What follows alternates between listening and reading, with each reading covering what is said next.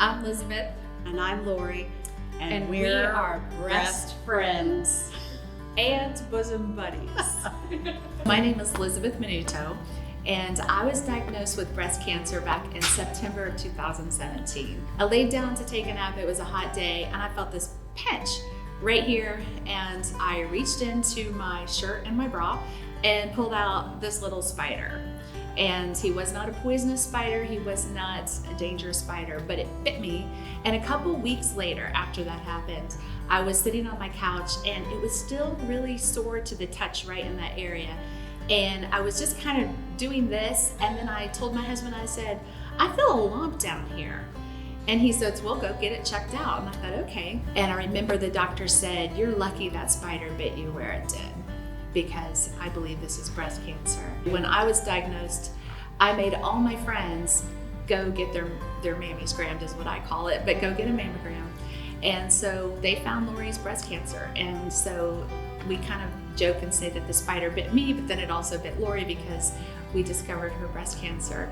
My name is Lori Rich. I was diagnosed with breast cancer in December of 2017. I was devastated actually when I found that out about Liz, and probably more sad about her than my own self. But in a way, it was nice to have that friend to go through that with. Something that's unique about my situation is I opted out of the traditional treatments and went with a holistic, all-natural type of treatment, and here I am a year later and still cancer-free and all is well. I did have a mastectomy, but other than that, I did everything natural, and I feel a lot healthier. I feel better about myself just going through it that way. My dear friend Liz called me up over the summer and told me about this program. I'd actually never heard of it, so she asked me to do that with her.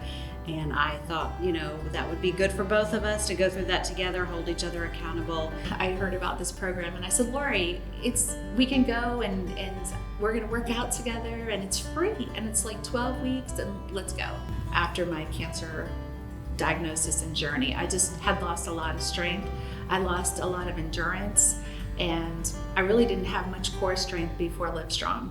But the people there, really, they were amazing. I feel like if you go through something, you should be able to share with other people. So I kind of looked at it like, even if I could just encourage one person at one time, I looked at it that way. But really, all these women have been very encouraging to me, and I feel like I've made some lifelong friends.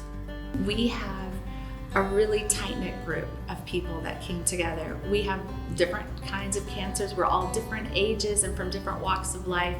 But the one thing we have in common is that we want to get stronger. It was wonderful just to build a whole new little family with these people that I had never met before.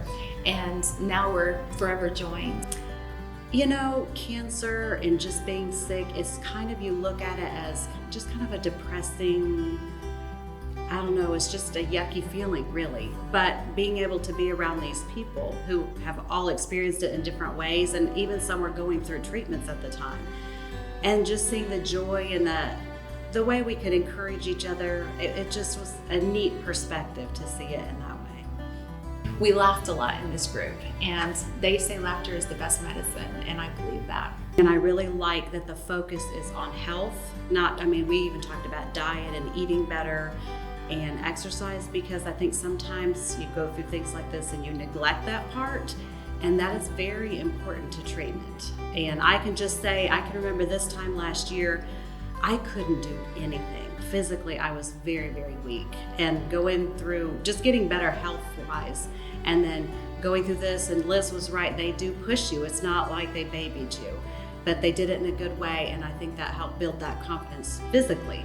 If you know someone who has been diagnosed with cancer or is currently a survivor of cancer, and they want to get healthy, because that's something that happened to me after cancer. I just kept thinking, I want to see the next thing coming. I don't want to be surprised by that phone call that tells you that you have cancer.